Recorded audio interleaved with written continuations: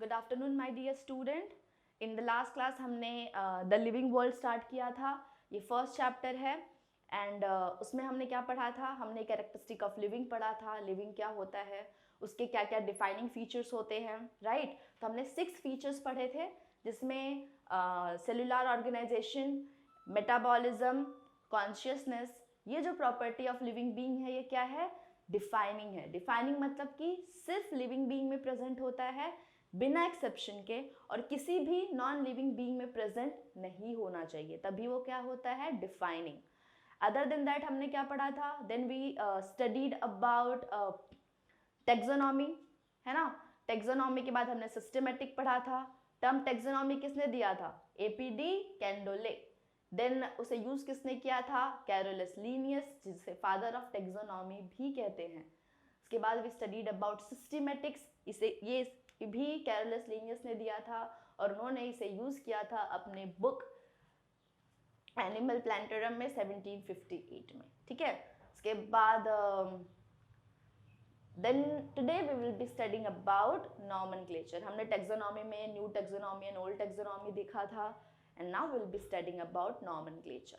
Nomenclature जो है, it is third step of taxonomy, या किसी भी ऑर्गेनिज्म को जब आप क्लासीफाई करते हैं उसमें नॉमेनक्लेचर मतलब क्या होता है? किसी भी ऑर्गेनिज्म को डिफाइनिंग नेम देना, स्पेसिफिक नेम देना, और वो जो नेम होना चाहिए ऐसा होना चाहिए कि जो सिर्फ हर ऑर्गेनिज्म के लिए ओनली वन नेम, एंड वो पर्टिकुलर नेम और किसी भी ऑर्गेनिज्म के लिए, चाहे प्लांट, एनिमल, बैक्टीरिया, वायरस, कुछ भी हो, उसके लिए वो वर्ड यूज ना हो, ठीक है?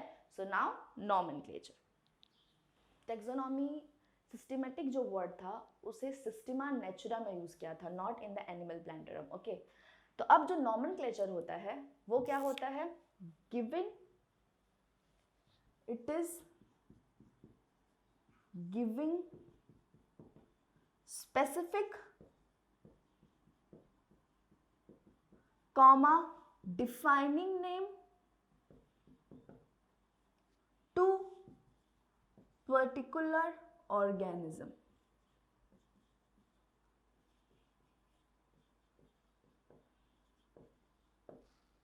या स्पीसीज, टू पर्टिकुलर ऑर्गेनिज्म और स्पीसीज। नाउ ये जो नाम होता है वो दो तरह का होता है। Name is of two type. कैसे? एक तो जो नाम होता है वो होता है लोकल नेम, राइट? जैसे हमारे घर में हमारा निकनेम होता है ना? सबका निकनेम पप्पू, छोटू, जो भी जैसा नाम हो, लोकल नेम जो आपको लोग प्यार से बुलाते हैं। और एक आपका फॉर्मल नेम होता है जो आप किसी भी डॉक्यूमेंट में या अपने स्कूल में या कॉलेज में या अपने ऑफिस में लोग यूज करते हैं, right? So there are two kind of name. One is local name and other is scientific name.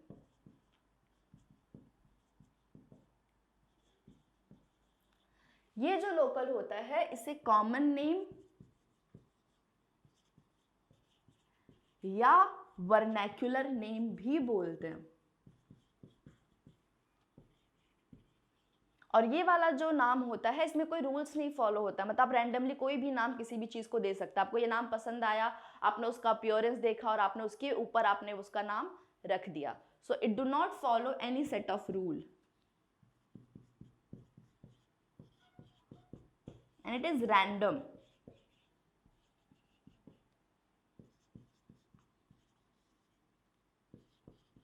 Whereas scientific name जो होता है इसे scientific community देती है, right?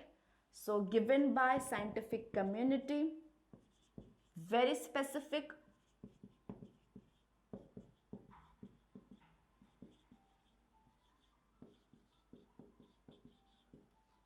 very specific,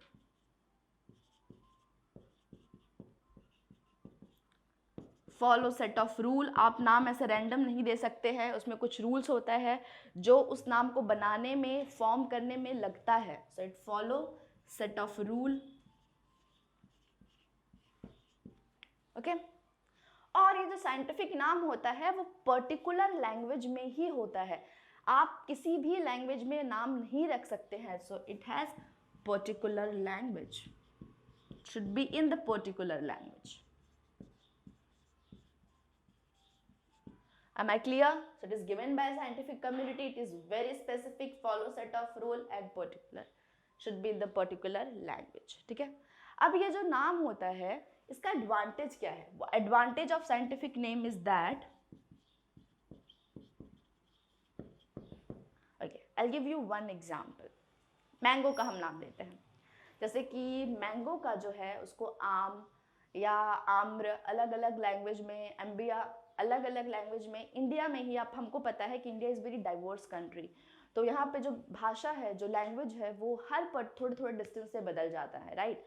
तो हमारे कितने सारे लैंग्वेज है, तो हर जगह पे आम को लोग अलग अलग नाम से बोलते हैं. बट सिमिलरली अगर, ये तो बात इंडिया की हो गई, ऐसे हमारे यहाँ रफली 254 कंट्रीज हैं, तो उनमें भी आम को अलग अलग नाम से बोलते हैं. तो इमेजिन करिए कि किसी साइंटिस्ट को कहीं रिसर्च करना है, तो अगर वो आम बोलेगा, उसके मान लीजिए उसके कंट्री में, जैसे इंडिया की बात करते हैं कि उसे आम ही बोलने की आदत है, उसे आम ही पता है, और वो किसी बाहर की कंट्री में जाता है और उसे वहाँ रिसर्च करना होता है, तो if he will say um, then no one will know कि what he is talking about. तो इसके लिए कोई ऐसा लैंग्वेज की ज़रूरत पड़ती है, ऐसे आप कह सकते कोड की ज़रूरत पड़ती है जो यूनिवर्सल हो. यूनिवर्सल मतलब कि all over the universe it should be same, all over the world it should be same. तो इसीलिए हमने डिवाइस किया साइंटिफिक नेम, जहाँ पे हर एक ऑर्गेनिज्म को, हर एक नोन डिफाइंड स्पीसीज को एक ऐसा नाम दिया जाता है जो पूरी दुनिया में वो नाम कॉमन हो. लोकल लेवल पे, कंट्री लेवल पे, स्टेट लेवल पे आप उसे कुछ भी बुलाए, बट साइंटिफिक वर्ड में उसका वो नाम हर जगह क्या होना चाहिए, कॉमन होना चाहिए.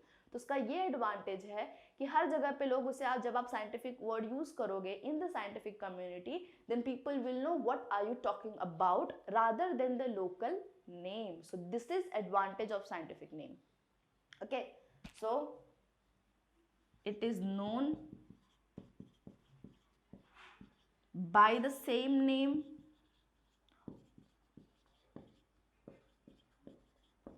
all over world. दूसरा, जैसे कि माय नेम इज शिवांगी, तो ऐसा तो है नहीं कि सिर्फ मेरा नाम ही शिवांगी होगा, ऐसे कितने सारे शिवांगी ऑल ओवर सी दादरा नगर हवेली में ही होंगे. Forget about even whole India और होल वर्ल्ड.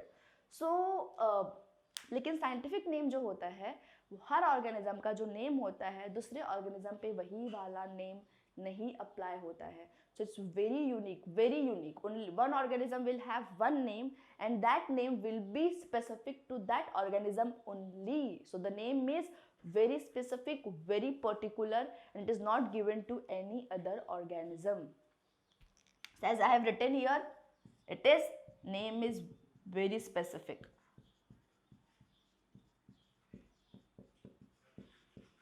ठीक है. So these are advantage of scientific name. अब जब इसका इतना एडवांटेज है, ये इतना इंपॉर्टेंट है, तो डेफिनेटली मैंने कहा है कि it follow set of rules. तो now we will be studying कि what set of rule is followed and कितने तरह के नॉमेनक्लेचर होते हैं. तो ये तो हमने बताया कि कितने तरह के नाम होते हैं, नाम कैसे दिए जाते हैं लोकल नेम में. नॉमेनक्लेचर भी दो तरह का होता है. एक नॉमेनक्लेचर होता है जहाँ पे एक ऑर्गेनिज्म को दो नाम दिए जाते हैं, और एक ऐसा नॉमेनक्लेचर होता है जहाँ पे एक ही ऑर्गेनिज्म के तीन नाम होते हैं. ठीक है. So there are two kind of nomenclature depending upon number of words. Okay, so please note it down. So there are two system of nomenclature.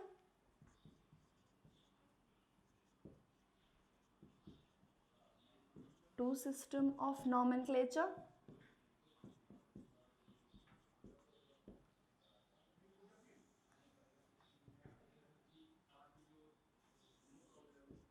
One, binomial.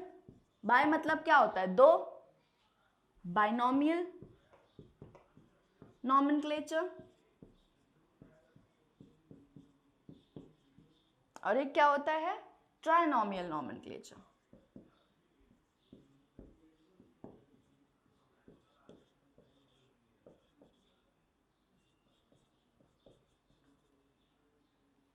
Binomial nomenclature दिया था या दिए थे very important scientist, that is father of taxonomy, Carolus Linnaeus, given by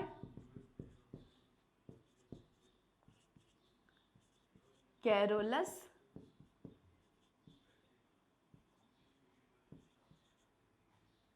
Carolus Linnaeus. Okay, और इस trinomial nomenclature is given by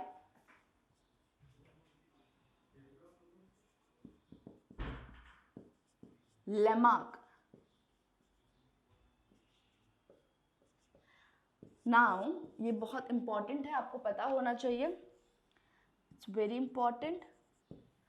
Lamarck, अगर आप internet पे अगर आप सर्च करेंगे तो अलग अलग जगह पे ट्राइनोमियल नॉमेनक्लेचर के अलग अलग साइंटिस्ट दिए गए हैं, जैसे कि हक्सले भी आप देखेंगे, but please do not mark Huxley, it is Lamarck only. Okay, it is given by Lamarck,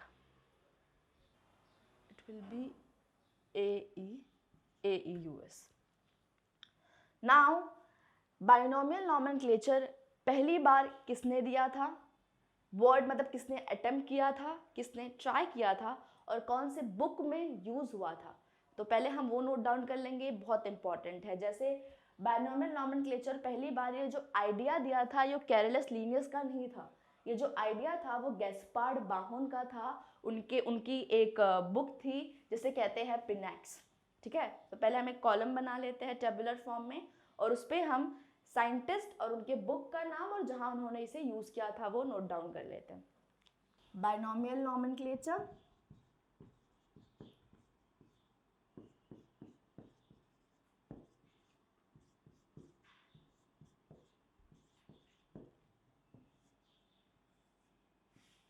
okay, so make 3 columns,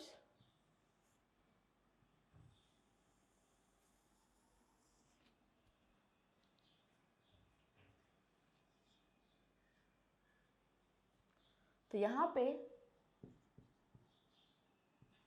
proposed by binomial nomenclature proposed by Gaspard Bahoun, Pinax।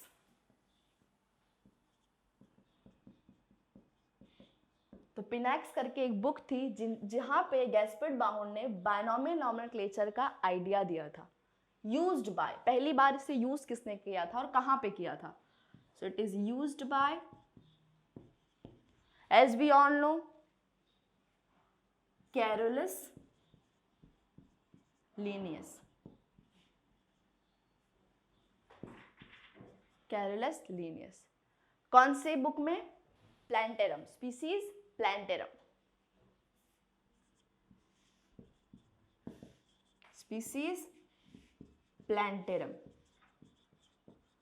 Species Plantarum क्या है, Species Plantarum पहली valid scientific journal है plant का, actually पहली valid plant के nomenclature का ये journal है। ठीक है, so it is first valid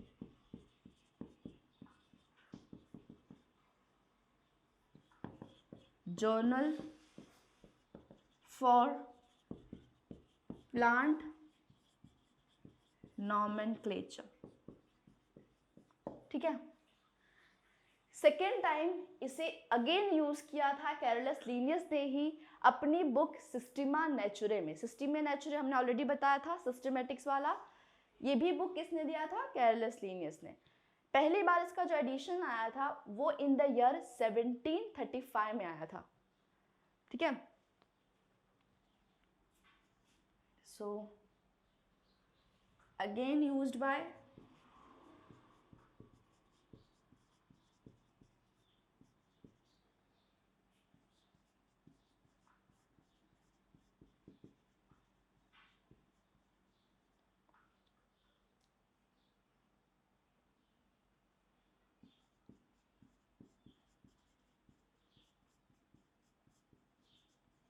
ये क्या है, सेम, खाली प्लांट के बदले आप क्या लिख दीजिए, animal nomenclature. Okay, so these are very important books, आपको आना चाहिए, इस पे नीट में क्वेश्चन भी आया है इसके ऊपर, सो इट्स वेरी इंपॉर्टेंट। यहाँ पे खाली इसका डेट लिख लेते हैं, ये इसका 1753। यहाँ पे एज आई सेड कि इसका फर्स्ट एडिशन जो आया था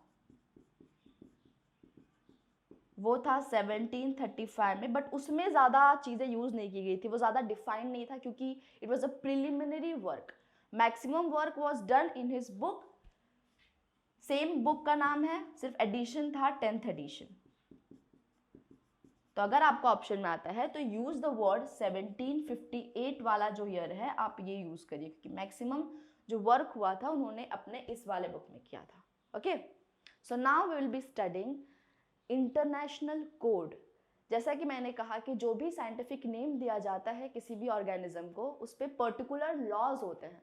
तो जैसे कि हमें एनिमल की हमने पढ़ा है diversity, right, in the 9th standard. तो उसमें कितने किंगडम थे? 5 किंगडम थे। तो 5 kingdom, Monera, protista, Plantae, animalia, तो फंगाई। तो हर एक क्लास ऑफ ऑर्गेनिज्म या किंगडम ऑफ ऑर्गेनिज्म को नाम देने के लिए अलग अलग कम्युनिटी बनाई गई है। जैसे कि जब आप प्लांट को नाम देंगे तो आपको पर्टिकुलर कम्युनिटी के पास जाके अपना नाम प्रपोज करना पड़ेगा, और फिर उनको लगेगा कि हाँ ये नाम सही है, और किसी और ऑर्गेनिज्म के पास ये नाम नहीं है, और आपका जो प्लांट है वो यूनिक है, इट डिजर्व डिफरेंट नेम, तो सिमिलरली आपका नाम अप्रूव हो जाएगा। जैसे आप कोई प्रोजेक्ट बना रहे हैं तो आप एक अप्रूविंग कम्युनिटी के पास अपना प्रोजेक्ट सबमिट करते हैं। तो ऐसे ही हर एक किंगडम में नेमिंग के लिए अलग अलग कमिटी बनाई गई है जो उस पर्टिकुलर किंगडम ऑफ ऑर्गेनिज्म के नाम को देखता है। तो now we will be studying it under international codes of nomenclature. ठीक है, तो what is international code of nomenclature? ये डिफाइनिंग कमिटी है जो हर एक किंगडम के नाम को देखता है, उसके जो भी रूल है, उसका जो भी रेगुलेशन है स्ट्रिक्टली फॉलो होना चाहिए, वो सुपरवाइज करते हैं।